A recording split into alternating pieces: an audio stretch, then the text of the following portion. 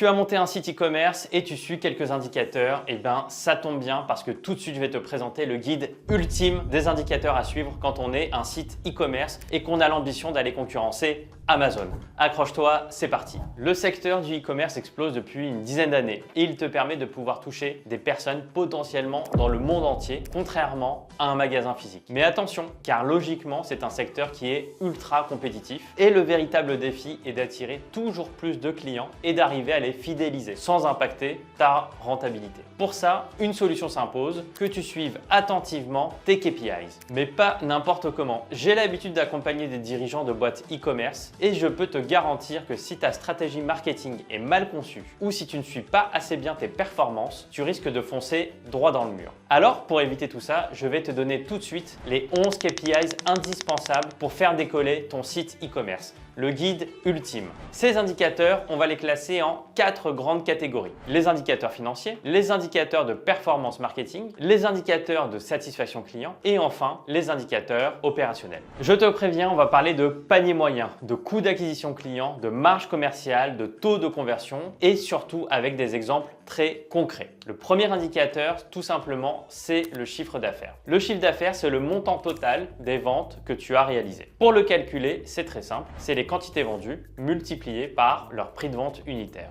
On parle bien évidemment en hors taxe et pas en TTC, même si je me doute bien que ça t'arrange de le présenter gonflé de 20%. Dernière chose, tu peux l'analyser mois par mois ou année après année en fonction de ton historique. Bref, c'est un indicateur que tout le monde connaît, donc on va pas s'attarder dessus et on va tout de suite passer au second indicateur, la marge contributive. Alors là, ça y est, on rentre vraiment dans le vif du sujet. À la limite, si tu ne dois retenir qu'un seul indicateur, c'est celui-ci. Ou plutôt, c'est 3 sous-éléments, car généralement, on décompose la marge contributive en 3. Tout d'abord, la marge contributive 1, où là, MC1, c'est ton chiffre d'affaires moins ton coût de production si tu produis toi-même ce que tu vends ou ton coût d'achat des produits vendus si tu achètes à un fabricant des produits pour les revendre à tes clients. Si tu veux espérer atteindre la rentabilité au global sur ta société, il faut que ce niveau de marge soit au moins égal à 60%. Sinon, il sera difficile de réussir à couvrir l'ensemble de tes autres frais. Ensuite, on a la marge contributive MC2. C'est la MC1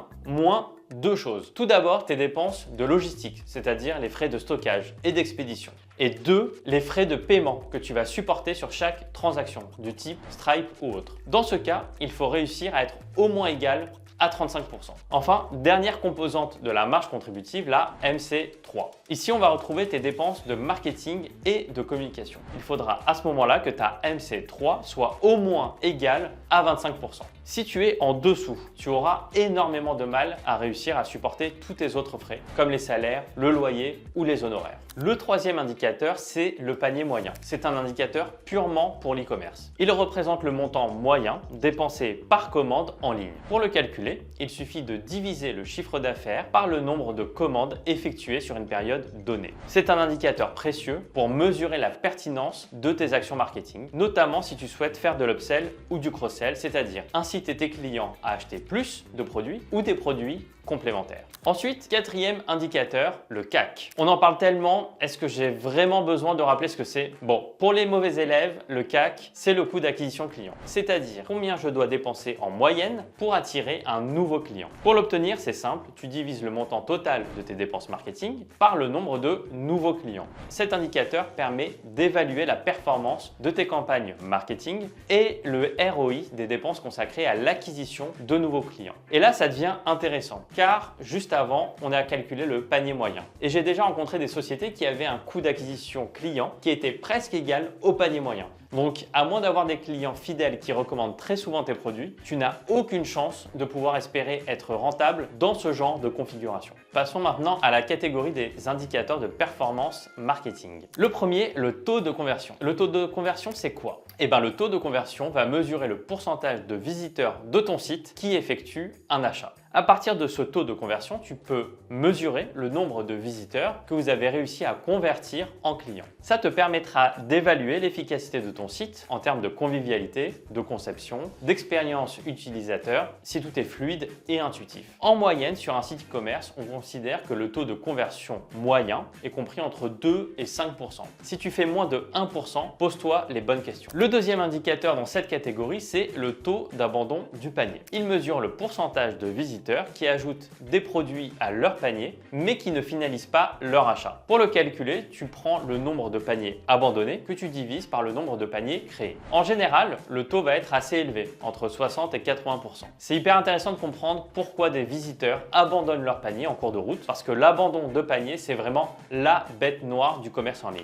Tu dois absolument comprendre pourquoi des clients potentiels quittent le navire. Pour faire baisser ce taux, tu peux faire des relances de panier ou des réductions de frais de port, par exemple. Le troisième indicateur dans la catégorie marketing, c'est le nombre de commandes. Est-ce que tu sais combien de commandes en ligne tu réalises par jour, par semaine, par mois ou par année? Si tu ne sais pas, écoute bien. Le nombre de commandes est un indicateur précieux, surtout pour se rendre compte du nombre de paniers validés et payés par tes clients sur une période donnée. Ensuite, l'objectif va être de comparer l'évolution du nombre de commandes en fonction des saisonnalités. Si tu multiplies le nombre de commandes par ton panier moyen, tu obtiens ton chiffre d'affaires. Troisième catégorie, les indicateurs de satisfaction client. Le premier, c'est le taux d'achat répété ou le repeat en anglais. Pour un e-commerce, il est très intéressant. Il représente la proportion de clients qui achètent plusieurs fois parmi toute la base client. Pour le calculer, on divise le nombre de clients ayant effectué des achats par le nombre total de clients sur une période donnée. Par exemple, si ton site a eu 5000 clients au cours d'une année et que 1000 d'entre eux ont effectué un deuxième achat dans cette même année, alors ton taux de repeat sera de 1000 divisé par 5000, donc 20%.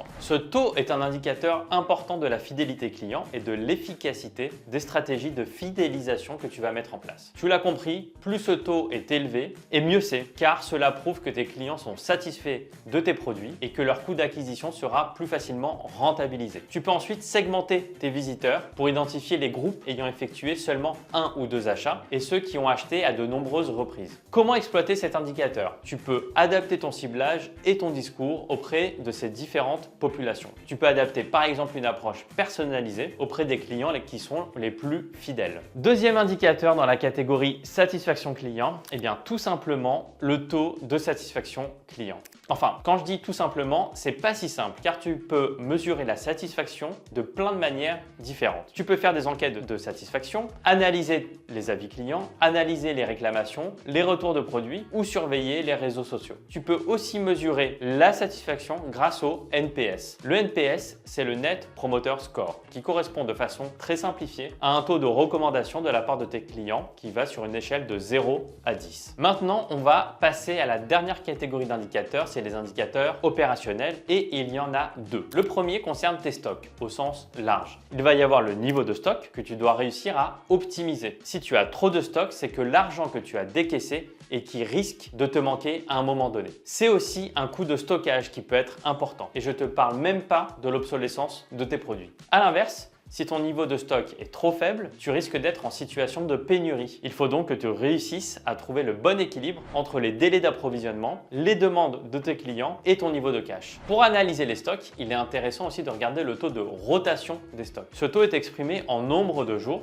et te permet de mesurer la rapidité avec laquelle les stocks sont vendus ou remplacés au cours d'une même période. Prenons un exemple. Sur une année, mon stock en moyenne était de 100 000 € et mon coût d'achat des marchandises vendues était lui de 700 000 €. Je divise donc 100 000 par 700 000 et je multiplie par 365 le nombre de jours dans l'année. Et j'obtiens donc 52 jours. Qu'est-ce que ça signifie? Que les stocks ont été vendus et remplacés environ tous les 52 jours au cours de la période d'une année. Plus ce nombre de jours sera bas et plus cela voudra dire que ton taux de rotation est rapide et qu'il faudra être capable de se réapprovisionner souvent. Si ce nombre augmente, cela signifie que tes produits ont un risque d'obsolescence et un coût de stockage qui peut augmenter. Passons maintenant au dernier indicateur, le nombre de produits vendus. Tes clients achètent peut-être un produit à la fois, ou 3, ou 10? Quelle est la tendance qui se dégage de leur comportement d'achat? Au-delà de suivre ce KPI par commande, pense aussi à analyser cet indicateur au global, le nombre de produits vendus au total sur une période donnée. En conclusion, tu connais à présent 11 indicateurs pour assurer